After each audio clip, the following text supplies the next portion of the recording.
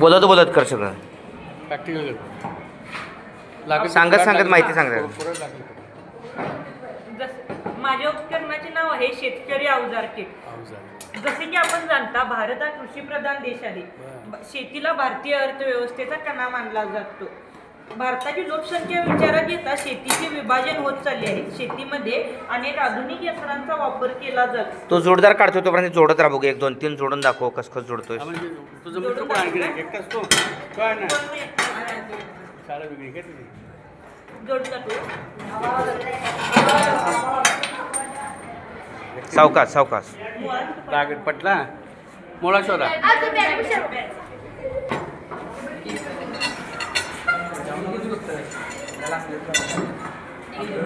शेतीमध्ये अनेक आधुनिक यंत्रांचा वापर केला जातो, पण आजच्या काळात अनेक अल्पभूधारक शेतकरी शेती करत आहेत. त्यामुळे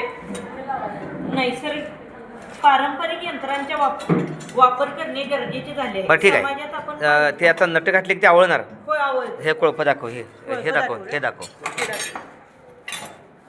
थांबा ह्या बसून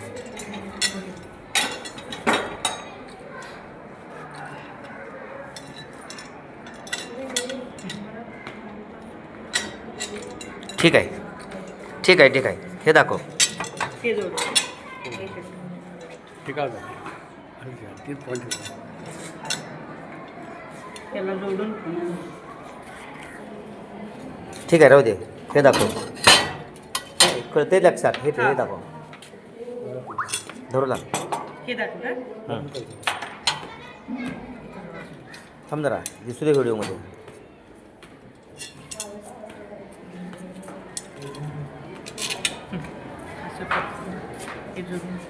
हे दाखव. ह्या उपकरणाने काय करायचं. कोणत्या?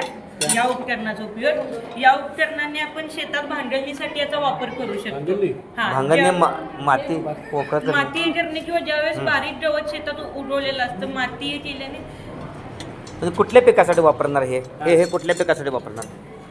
ज्यावेळेस आपण शेतात गहू किंवा भाताचं पीठ वगैरे घेत असतो, त्यावेळेस बारीक तण जे उगवून येतं त्यावेळेस माती सुट्टी होते, पिठाची वाढी मोठ्या प्रमाणात होते. ठीक आहे. इथं भाताची एक बाबा रोप आहे ते ह्या लाईनला, तर ह्याच्यात ते दबणार नाही का. आपण एका साईडून काढणार की सगळं निघणार ते कसं करणार ते. एक वेळ तण राहणार आणि काय ते पीक जाणार. भाताचं पीठ या ठिकाणी असेल तर आपण या ठिकाणाहून असं दोन्ही साईडून बरोबर आहे. भाताच्या 2 सरीमध्ये अंतर किती असते. 1 फूट असते. मग हे त्यानुसार आपण त्याची साईज वेगवेगळ्या प्रकारे आपण करून घेऊ शकतो. होत नाही होत नाही. हे होत नाही. हे तेवढं होत नाही. हे जरा बघ. याचा उपयोग आपण ऊस तोडणी झाल्यानंतर पाला गोळा करण्यासाठी करतो. पाला कसा गोळा करायचा त्यानं. यातून असे ओढल्यावर पाला यात अडकून सगळा गोळा होत येतो. बरं लगेच अडकणार. आता 2 3 पावलं गेलं की लगेच अडकणार एवढा पाला.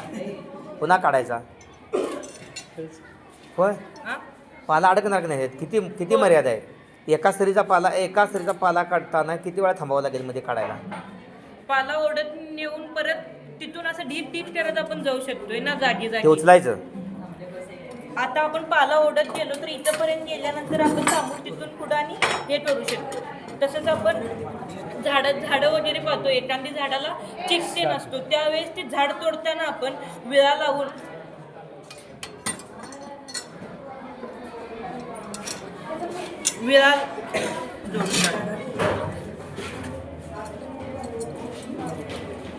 आता एका वेळेला किती साहित्य जोडायचे आहे काढून घालून.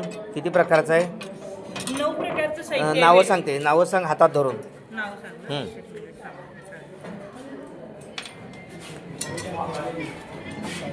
त्या वेळापासून सुरुवात कर. हा विळा आहे, खुरप, सावकाश दाखव. खुरपं घे परत हातात. खुरप, टिकाव, दात्र्या, कुदळ, दातकं. हे कुदळ कसल्या प्रकारचं. कसलं कुदळ म्हणतो ना. कुदळ या कुदळीचा उपयोग आपण लहान खोदकामासाठी व ऊसाची बुडकी तोडण्यासाठी करतोय. आणि पाणी पाजण्यासाठी. पाणी पाजण्यासाठी आपण खोऱ्याचा उपयोग करू शकतोय. माती ओढणे. मग ह्या बेडग्याचा उपयोग होणार नाही. कुदळीचा उपयोग खोदकामासाठी केला जातो. या ठोऱ्याचा उपयोग आपण छत किंवा माती ओढण्यासाठी करतो. कोळप्याचा उपयोग आपण कोळपणीसाठी करत असतो.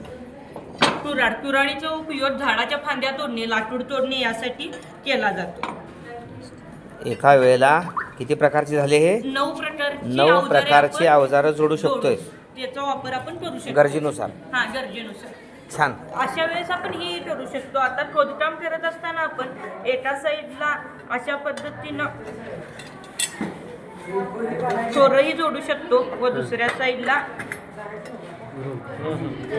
हेही जोडू शकतो. म्हणजे एका साईडून खोदकाम केल्यानंतर दुसऱ्या साईडला ठोऱ्याने पण लगेच ते जरा जड होणार. हा, जरा जड होणार, पण वेळेची बचत होते. सारखं टाळग्या करण्याचा त्रासही होतो. ओके. छान. ठीक आहे.